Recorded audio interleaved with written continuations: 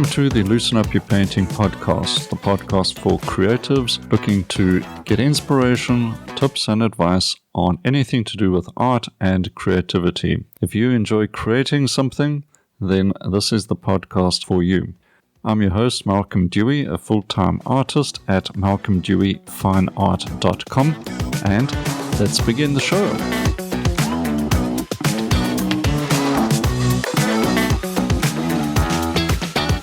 It's great to be back talking to you about painting again. Today I want to discuss my painting process and see whether that can help you paint more consistently. A good process becomes a powerful habit that gets you producing better work over time. But before I dive into this topic, did you know that I have some excellent free painting courses? You can find them on my website at malcolmdeweyfineart.com. Take a look and start them anytime. Now let's discuss the 8-step painting process. By the way, this process is also great if you struggle to find time to paint with all your other commitments. Also, if you are driven by a need to produce even better paintings, always searching for new techniques and colors, this episode is all about enjoying the creative process and achieving rewarding results, not relying on a magic wand. These days, there always seems to be a promise of an easy fix. Just click to fix. It's easy to think that if you've got a problem, you can just look for an app and quickly fix it. You know the saying, there's an app for that. However, this won't always be the case. Sometimes you need to put in some old-fashioned elbow grease to really find a great solution. Painting is one of those activities. It takes effort and practice, not a quick fix.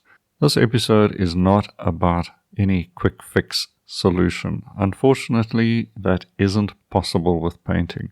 The great thing, though, is that the 8-step process is a real lifetime fix that will keep you improving over time. So just how do we master this skill called painting? First of all, don't give up. Improvement is possible. It just requires changing your approach, maybe just a little bit, and also the effort will be worth it. So don't lose heart. Here are the solutions that will lead to success in your creative journey. What you may need is a simplified painting process, and this is how it works. Step 1. Gather information. Start by gathering information from a scene that inspires you.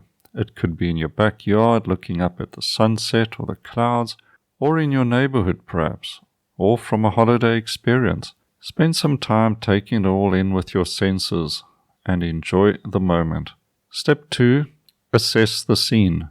This is also related to composition. Before you dive in with your paintbrush, it's important to observe and explore the scene of your painting. Check for big shapes with strong light and dark contrasts. Doing some sketches or a no-tan study can help you decide on the mass shape structure. Take tons of photos as well, so you remember all of your findings when getting back to the studio. It's in this process that you initially start creating your masterpiece, even without a paintbrush. Step 3. Start exploring paint colors. Now it's time to try out color. A color study is a simple version of your painting. Just large shapes with no fine details. To keep things manageable, you can limit yourself to a 10 by 12 inch or 6 by 8 inch painting size. Mix the colors and put them down on a panel or mat board. It's all about the color, so not the surface that you're painting on at this stage. Consider the darkness or lightness, the warmth and coolness of each shape in relation to each other. Remember, no details, just shapes. Step 4, when you're ready to start your painting, start blocking in with big shapes. So you've ironed out the composition and now you're ready to start painting. So begin with dark shapes, then move on to the lightest shapes. For example, the sky, and then on with the next light. Then mix your middle values carefully.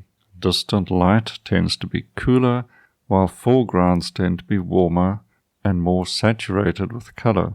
By the end of this process, you'll have your entire canvas covered. so no blank spaces. If things are looking good, you're in a great spot. But if not, take some time to work out where the issue could be. In most cases, it's still about composition problems, so try to iron those out.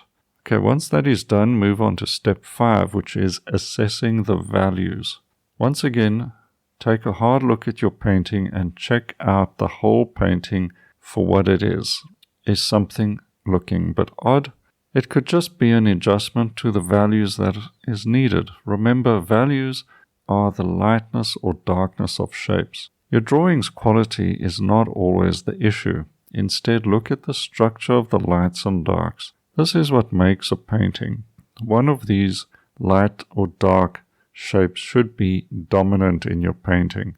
It could be a dark shadow area or light, bright area, but one of those must be dominant, and then everything else balances it out. Even a black and white painting can look great based on these light and dark shapes. Remember, black and white photographs used to be the thing, and they could look fantastic. So get these lights and darks correct and you'll be great. Step 6, refine the shapes. When you're painting, look out for variations of color within shapes. Think of them as pixels in a digital photo. Many pixels creates a clear image and few pixels makes it look kind of blocky. So whether you want a photorealistic or a loose painterly style, it's entirely up to you. You've just got to work the shapes smaller to get a more realistic look. Try not to overwork your painting. That'll take away the spark of the painting. How you finish the painting is personal for every artist. If adding another brushstroke doesn't add anything else to your work, then you know it's probably done. Step 7, corrections and the light effect. When I paint landscapes, I look for a spark of light in my works. Even the ugly ducklings need some zing. I stand back and assess the painting, occasionally looking at it the next day with fresh eyes. Sometimes I even need to rely on a mirror to catch mistakes in a reflection of the painting. To ensure that the light pops out against the dark shapes, I tend to get my big brush back out to add intensity and drama. In the end, this creates more life in the painting. Step 8, time to stop. When should you stop working on something? Knowing when it is finished is difficult and often comes with experience. You may need to ruin a few paintings before this lesson sinks in. As Leonardo da Vinci said, art is never completed, only abandoned.